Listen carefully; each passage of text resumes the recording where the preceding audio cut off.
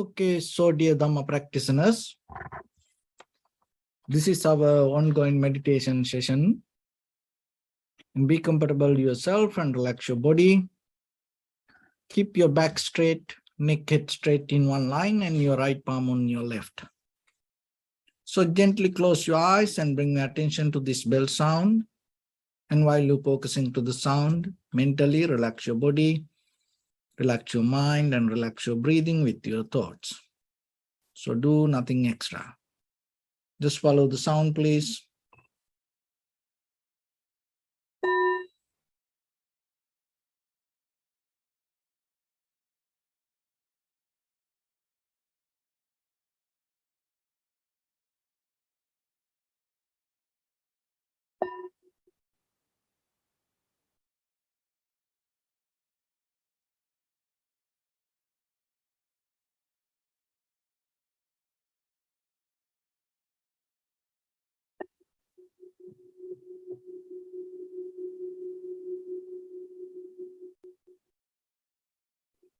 Namo tassa bhagavato arahato samma sambuddhassa. Namo tassa bhagavato arahato samma sambuddhassa. Namo tassa bhagavato arahato samma sambuddhassa. Homage to the Blessed One, the Exalted One, the fully enlightened One. So dear Dhamma practitioners, before we start our practice session, as usual, we'll take few minutes for ourselves to become more clear what is meditation and what is not meditation. Because when you recognize what is not meditation, that also helps for your clarity to develop your practice. And when it comes to what is not meditation, so nowadays it is very famous, this concentration and contemplating. And another thing is dhyana, or the samadhi, or the tranquility meditation. So this all part of the practice, but when and when it comes to the deeper, the meaning of meditation, when we go to the very root, it comes from the bhavana. It's a Pali word. So this bhavana, there's no kind of like a similar word in English. Because different languages has a different kind of interpretations.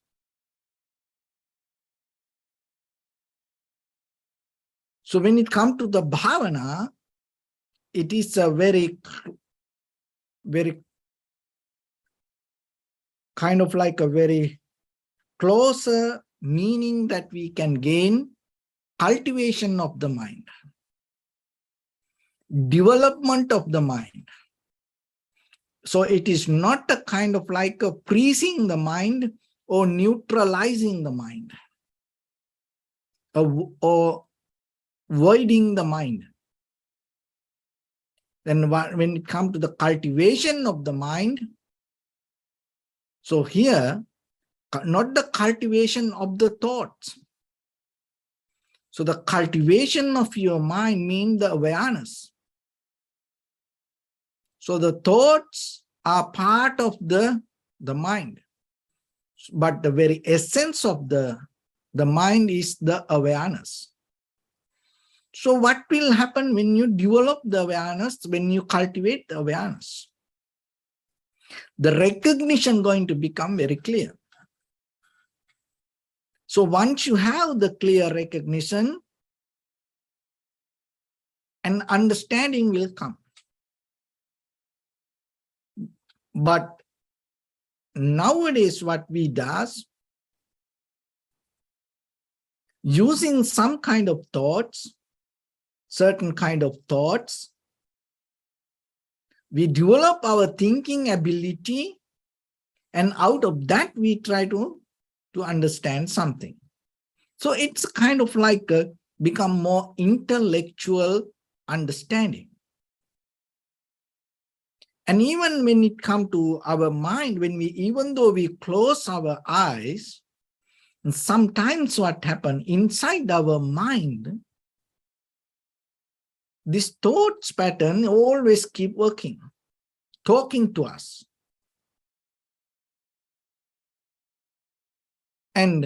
But when it comes to the cultivation of the mind, when it develops the awareness, rather than listening to that inner voice, you start to recognize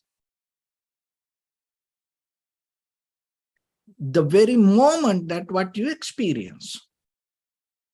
That recognition is not a kind of like a contemplate on thoughts, reflection on thoughts, or imagination. Even it's not a kind of like that meditating regarding some kind of repetition. It is the very moment of experience. The very simply, the very present moment of experience. So when it comes to the present moment of experience, there are many ways that you can access to that experience. One is through your body. We call it Kaya Anupassana. So the contemplate on the body and the bodily action and the body postures, structure, inner and outer structure, and the body parts,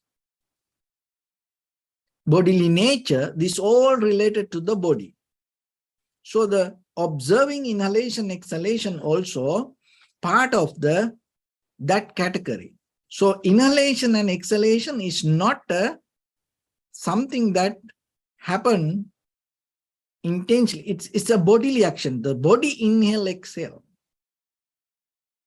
So basically remember that in the beginning, and when you observe, it will help for you because you don't need to do anything. You don't need to inhale or exhale intensely because the body does it. So that's what you have to observe. What is that happening with the body? So that is one thing. Another thing is the very feelings. The moment by moment related to the body, related to the mind, the feelings arise. Our life always interferes with the feelings. So deeply you observe, and these feelings moment by moment change. There is no permanent, concrete, independence. Feelings exist once you start to observe, you can see that. Another part is the mind. When you observe the mind, the thought patterns, you will see thought arise without any invitation, without any intention.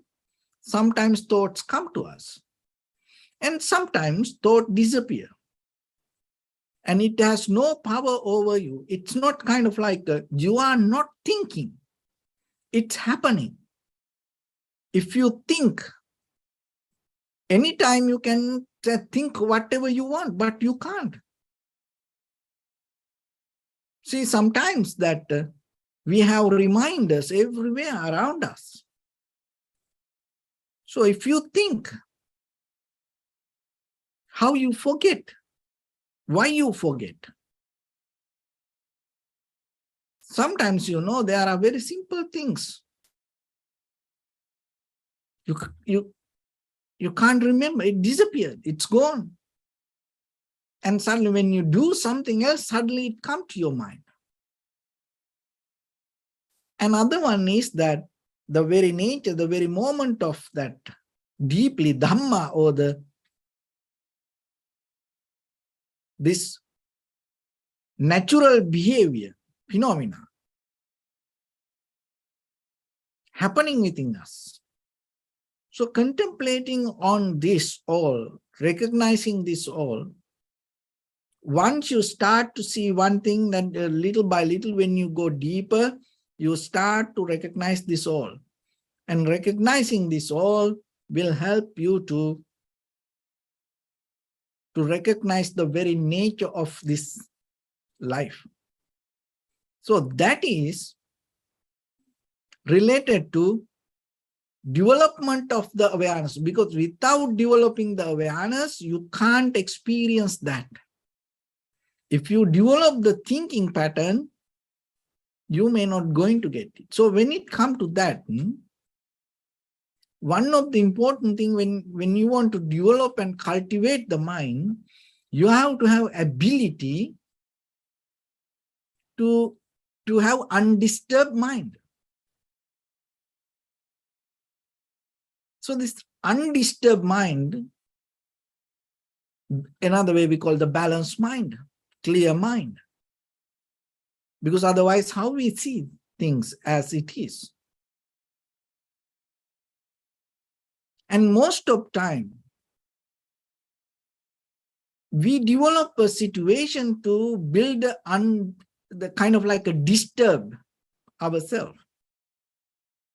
And that disturbed mind, another way we call unconscious. So the conscious mind means that you have the awareness. So unconscious mind means it is also a part of the consciousness.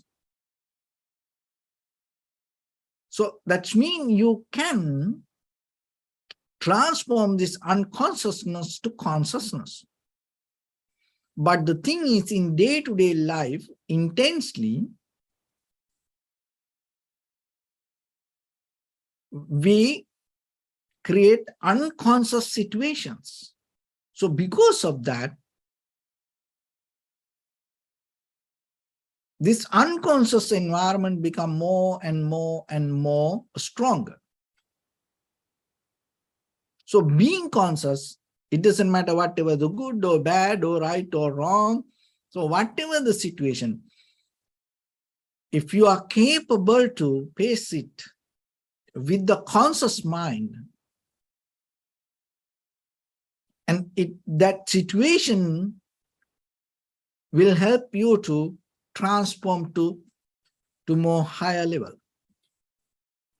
So yesterday was the Christmas day, and I want to bring a simple example from the Jesus life. So before the Jesus crucifix, and that day in the evening, they give kind of like a very bitter, strong wine for that people, maybe to get out of the pain. But that day, Jesus reject that, say no to that wine. Let me handle it, conscious mind. So that's a very important message. Even though that he going to have a very painful, difficult, hard moment, see that he reject the wine because he don't want to be unconscious. So being conscious is the very base or the foundation for the transformation. But look ourselves, and especially with the alcohol or the drugs or more other things, even the medicine and poison, food, even the sensual desires. We always like to mesmerize ourselves, and we like to be unconscious. It's kind of like we like to get lost in this world, even though you see your eyes clearly, hear clearly, smell clearly, taste clearly, feel clearly, understand clearly. Sometimes you say, no, I don't want. Even sometimes when very difficult situations come, because that is where you have to be conscious. In that very moment when you become unconscious, maybe you make more mistakes. Maybe you're going to get so mad, angry.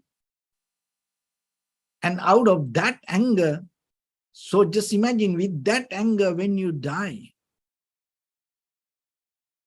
you're going to come back with the more great anger, strong anger. And sadness, worry, unhappiness. Because when you have the unconscious mind, that is what you experience always. Fear. And when more painful situations come, and we accept, and we are the one who create that unconscious. We are the one who activate, ignite our unconscious is inside us. So that is one thing.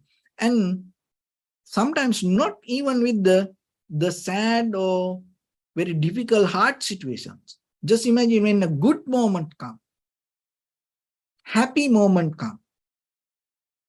People are not capable to handle the happiness, face to the happiness, be with the happiness, be with the joy. People are not capable to enjoy the moment with the very conscious mind. What they want to do, they want to be unconscious. That's why most of the time with the happy moment, people use a lot of drugs, alcohol, nicotine, and a lot of unnecessary things. Why? Because we are so weak inside to be conscious, even with the happy moment. Even though in the very conventional life, we look for happiness and satisfaction, on the surface level, it is just a name for all of us. Because when it comes to the real happiness, we are not capable to handle it. Then if it is so, why you want to be unconscious? So even when it comes to meditation, if you want to develop the transformation, if you want to develop the wisdom, why you want to get into kind of like a mesmerizing feelings? And sometimes people say, oh, I start to practice meditation, then something happened to me. I didn't know what happened. It's kind of like everything went blank. What is that? So it's kind of like you became unconscious. You don't know what happened. And there are very, famous spiritual teachers, and they say, oh, I went to the mountain and then I start to practice meditation for a few minutes. When I wake up, it was 3 days, 7 days. I don't know what happened to me. So that's mean he was unconscious. It's kind of like he went to blank mood. And even sometimes people like to get into high mental powers. So what does that mean? Kind of like you want to develop the awareness, you look for transformation, you look for happiness and satisfaction, but when the happiness comes to in front of you, you are not capable to experience it with the very conscious mind.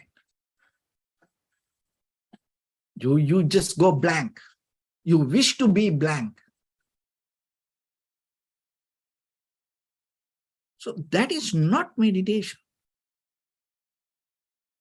So then always remember,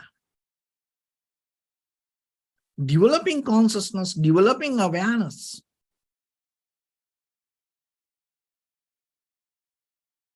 is totally depend on moment by moment, the choice that you make. So that is why that the awareness will lead you, guide you, be with you, hold you. When it comes to awareness, it is not kind of like you entering to black hole. So then you have to understand what is meditation. So there was a monk. There were two friends. Early in the morning, they start to walk. They went for kind of like a hike. And the top of the mountain, they knew there is a monastery. This monk practiced meditation. And somehow, these three friends walking, and far away they saw this monk, little bit far away from the temple. And one friend told, oh, that monk, what he doing here? This temple is other side. What he's doing here? And then one person told, oh, maybe he waiting for someone. It's look like he waiting for somebody. And then another person told, no. It's look like he looked for something. And then another other one told, no, it's look like he's doing meditation. So then somehow they came closer to the monk, and one friend asked, oh, Venerable, it look like you are waiting for somebody. And then the monk looked at him and replied, I am not waiting for anybody. I'm not waiting for anything. I don't wait for anything. And then the other friend told, oh, it looks like you look for something. And then the monk told, I'm not looking for anything. I'm not looking for anybody. And then the third person told, oh, then it looks like you are practicing, you are doing meditation. And the monk smiled and told, I'm not doing meditation. So that's a very important, answer. That if you do meditation, the most of time that is what we say. And you say, maybe I do meditation. So then you have to recognize,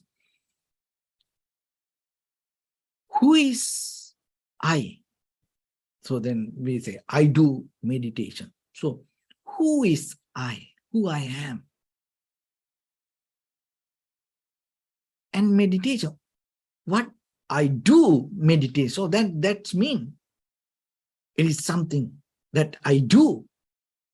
So it is separate from me. So what it is? what is that meditation exist from me, separate from me.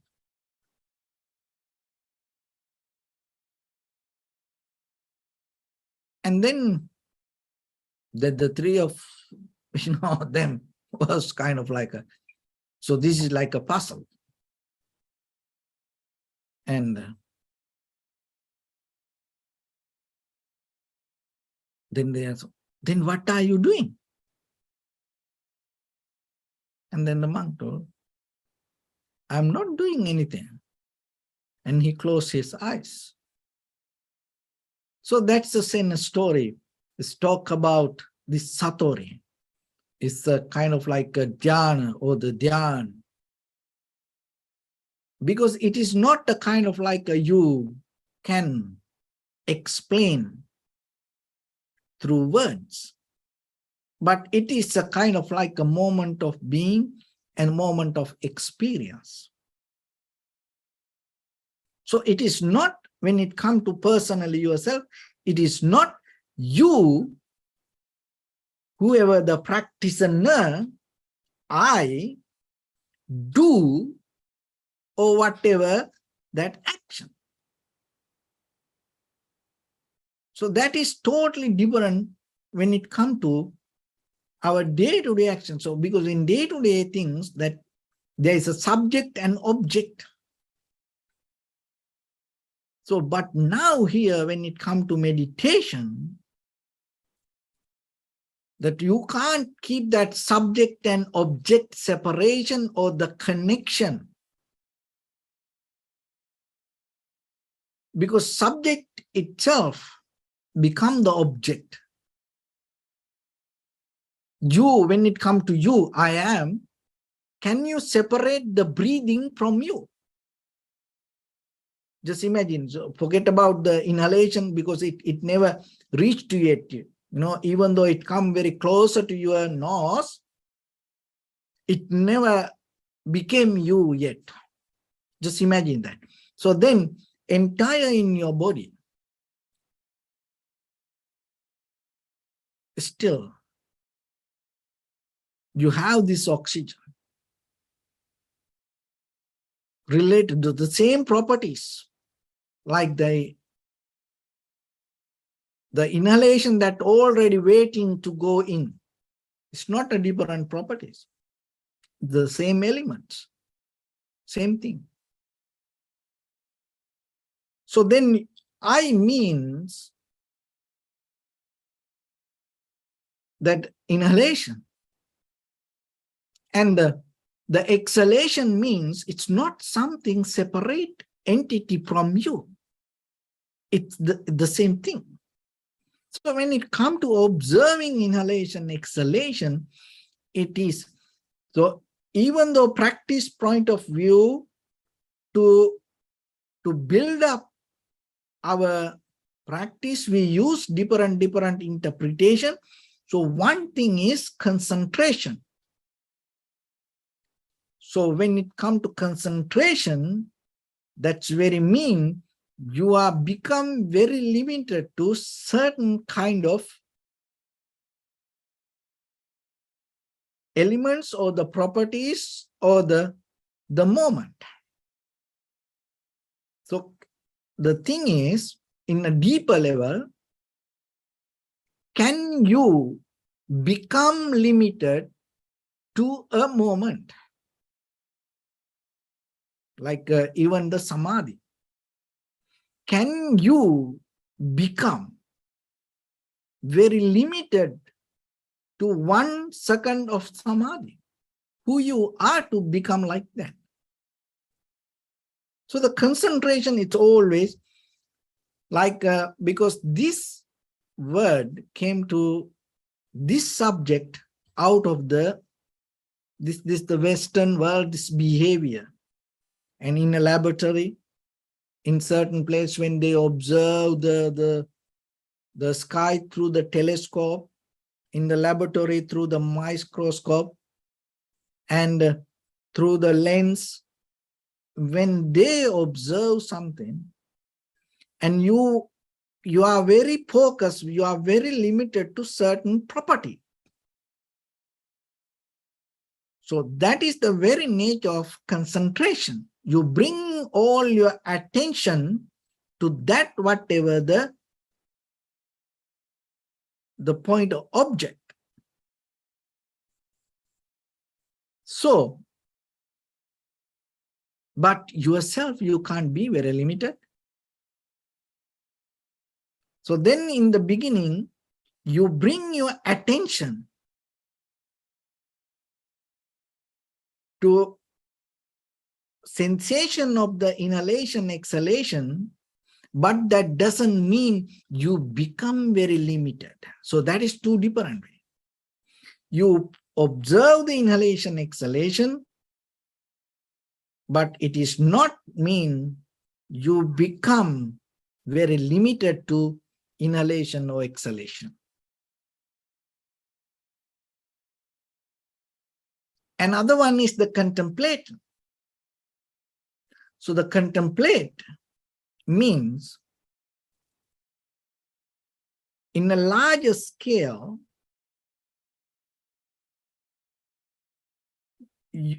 still you become very limited, and in a certain boundary level, for a certain limit, you have a very conscious decision to put your attention. So, but when it comes to your mind, when it comes to the moment of experience, just even when you observe the inhalation, exhalation, you can't make a boundary. Oh, my awareness going to be only with this. No. So that is why concentration is not the cultivation of the mind. Contemplation is not the cultivation of the mind. It is a part of the journey. While you practice, it is a part of the journey. So in the larger scale, and the final destination should be the boundless, total, complete moment of awareness within your body, your feelings, your mind, and with all phenomena. So that all four foundations all together, the moment of experience.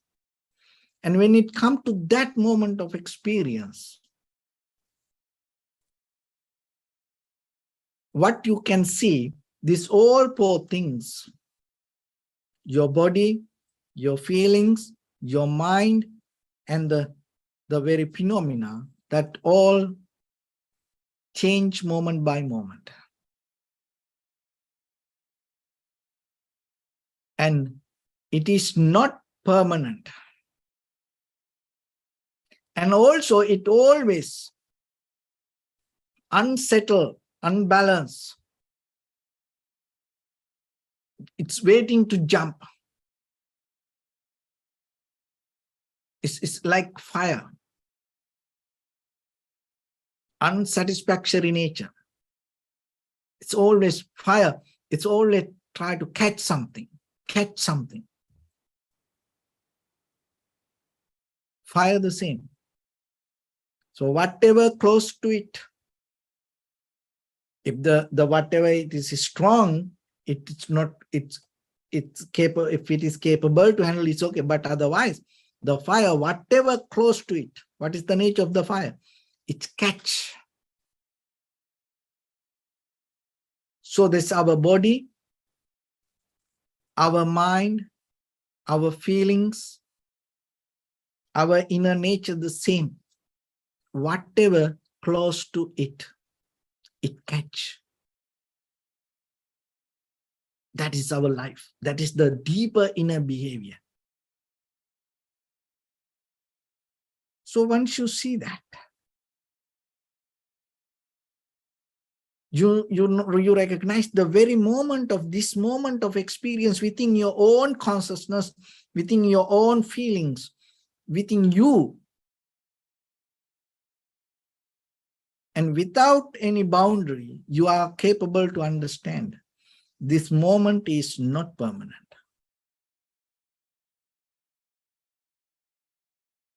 Another thing is, deeply you can see it happens according to the cause and effect. It's not happen according to your inner will. It's never going to happen according to your interest. Even though you think this is me, this all happens. Your body has a different nature. Body not respond to you. It has a different nature. Your feelings has a different nature. Your mind has a different nature. Your whole this phenomena has a different nature. But this all together, when it comes together, you feel like, oh, this is me, this is I am. But if you look very carefully, you recognize this each and everything has its own way of law. It's nothing responsible deeply for you. So once you recognize deeply this inner behavior, that recognition will clear, sharp, again and again, again and again, your awareness. Because so far in our life, we neglected our awareness. So awareness is not separate from the body, mind, feelings, or the phenomena. When these all four things come together, the most highest experience, the spirit, all these four things bring the awareness. But that is the highest. But focus, rather than focusing to it, we just go with this part by part. And then by the time what happens, when these parts become unprofitable, or when these parts become weaker, it affects for your higher experience. So awareness is the ultimate result of this all, because it is not a separate entity. Your awareness is the highest. It comes out of your body, your mind, your feelings, and your dharma, or the phenomena, or the dharmata. And if you neglect it and just go with the body, if you just respond on to the body, and if you try to go with that, then what will happen? You always keep feeding and maintaining the body. So by the time what will happen, it has its own nature, and it's kind of like you corrupt the system. You break all the rules. So when you break all the rules with your physical body, what will happen? You get sick. It's not getting ill. You get sick. You get into disease. And you get unnecessary, and as a result of that, what will happen? You get the pain. So then now your body with the pain, and then what will happen? Your awareness is helpless. And then the other one is feelings. When you go with the feelings, rather than bring the attention to awareness, when you go with the feelings, what will happen? Then it ignite by the emotions, and then it become more and more stronger. And you neglect the ultimate result, and then it break the rules. And as a result of that, you have going to have a very disturbed mind. It's bounce back. Because once you break the rules, you are responsible for that. And the mind the same. When you neglect the self-discipline and being little bit hard on you, and always allow your mind to jump into past or the future, your mind becomes crazy. So then it is very difficult for you to keep the balance.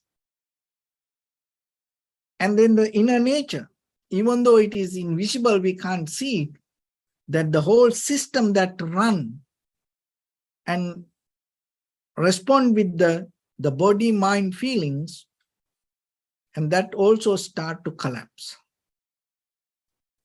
So then as a result of that, what will happen? Your awareness become helpless. And then it become helpless, it is still there, then it go to sleeping mood. It neglect you. It neglect the body. It neglect you means it neglect the body. Your awareness neglect the mind. Your awareness neglect the feelings. So then it is not that the awareness is something and then there is a separate you. No, it disconnect. That is the kind of like a word. Your awareness disconnect from your physical body. So then the body survive itself, and that is what we call the habits or the patterns. Once the body connect to the awareness, it no need the habits or the patterns. It's go with moment by moment, moment by moment. And it's more capable to adapt to any situation. So that's the power of human body. And the feelings the same. Once the awareness disconnect from the feelings, it's more go with the emotions, drama, unbalance, fear. So once the feelings connect with the awareness, and in that level, you have more discipline, you have more balance. And the mind disconnect from the awareness. What will happen? Mind go with just the pattern of the thoughts. It's another way we call the memory. When you don't have the awareness, mind depend on memory. So when the mind depend on memory, in case if that memory is not available when you need, when the mind need, it go crazy. But if the awareness is there, mind no need the memory.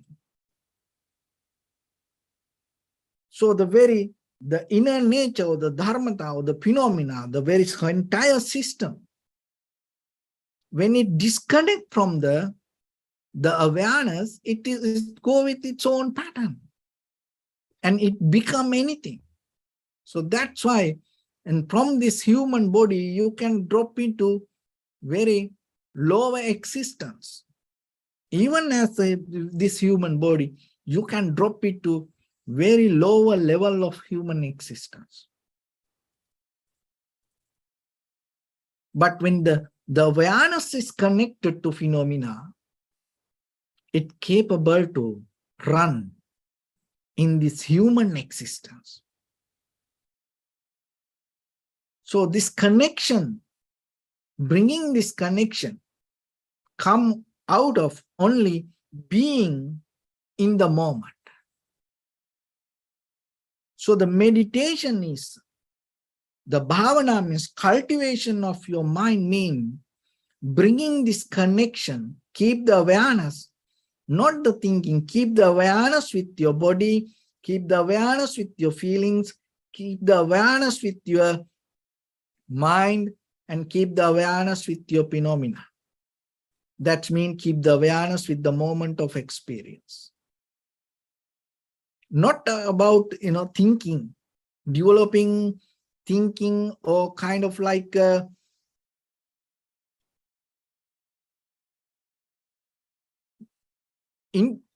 interference to whatever that happens. It is not a mental interference. It's the mental recognition. So that aware, if you are capable to have that. So moment by moment, moment by moment. So by the time you will see the very meaning of this human existence, the very meaning of bhavana, or the very meaning of cultivation of the mind. So with that, let's get into practice a little bit. So your right palm on your left hand, neck head straight in one line, and be comfortable with your posture.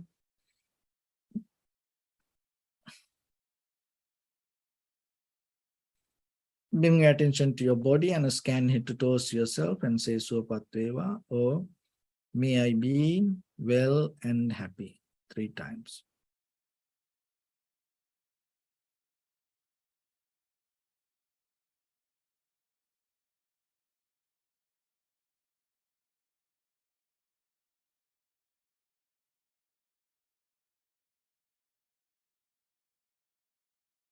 Take a moment and think. We gathered here in this moment to practice this ancient meditation technique.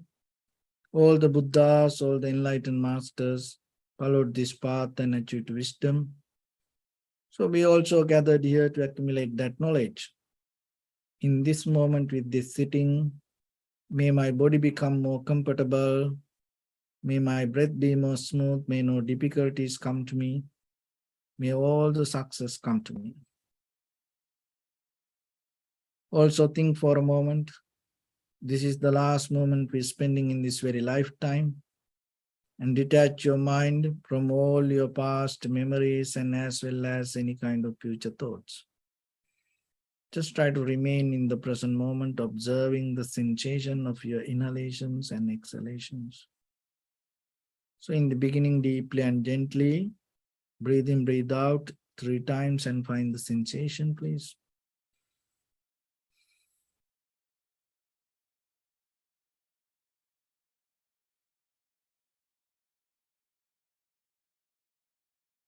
Allow your inhalations, exhalations happen itself. When it happens to the sensation, recognize it. Do nothing extra.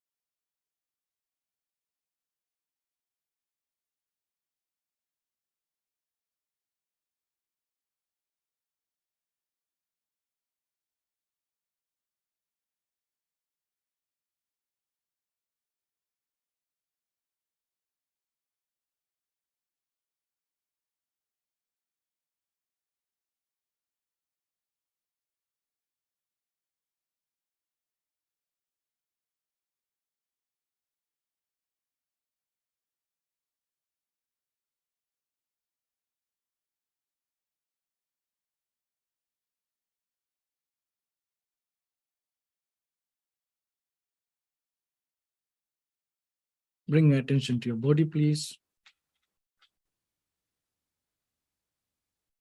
Observe your posture.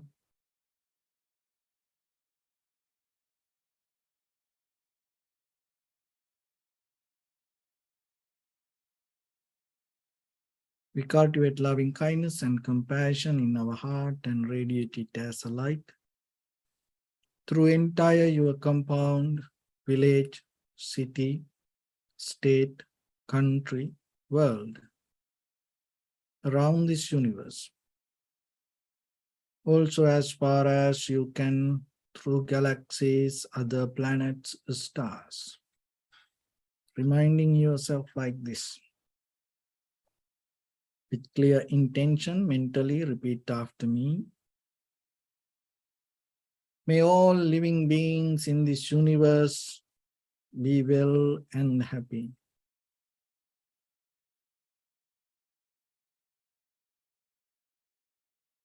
May everyone be happy and safe. And may their hearts be filled with joy.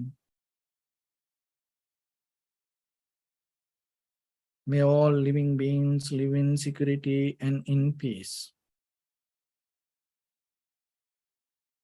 Beings who are frail or strong, tall or short, big or small, visible or not visible, near or far away, already born or yet to be born.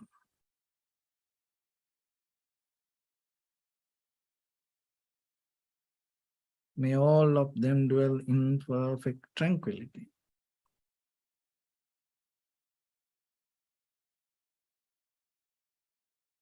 Let no one do harm to anyone. Let no one put the life of anyone in danger.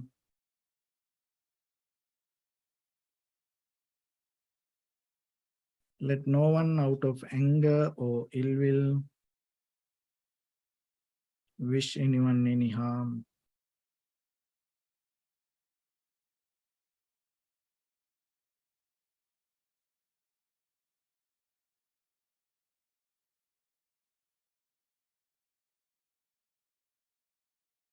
Expand the loving kindness and compassion beginning from your heart, forward,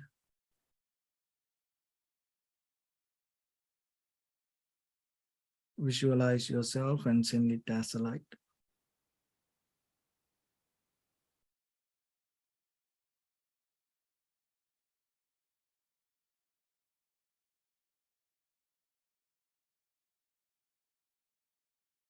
To your backside,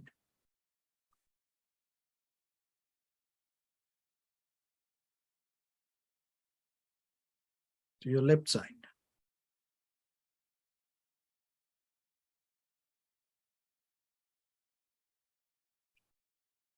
and to your right side.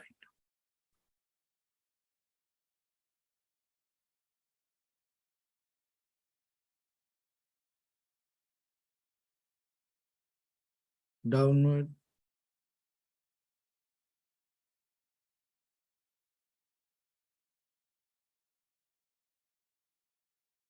and upward.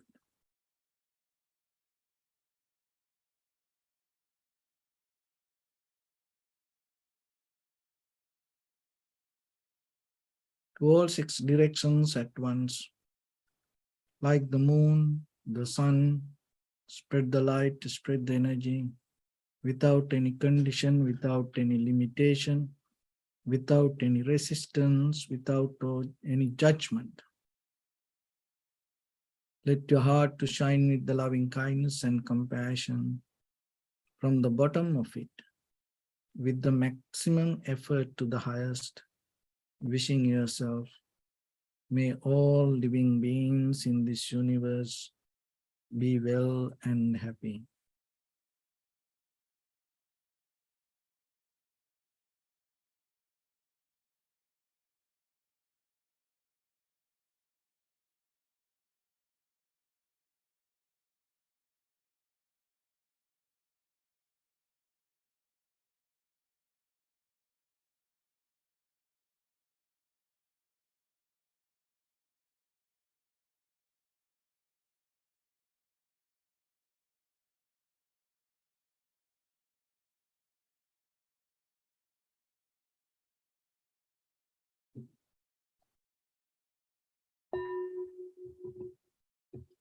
Say sadhu, sadhu, sadhu. So first of all, we offer this practice to the great qualities of the Buddha, Dhamma, and the Sangha.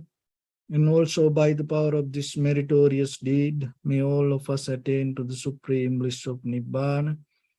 May all your guardian angels and deities will receive these merits and increase their longevity and protect all of you from any kind of planetary influences or any ill effects.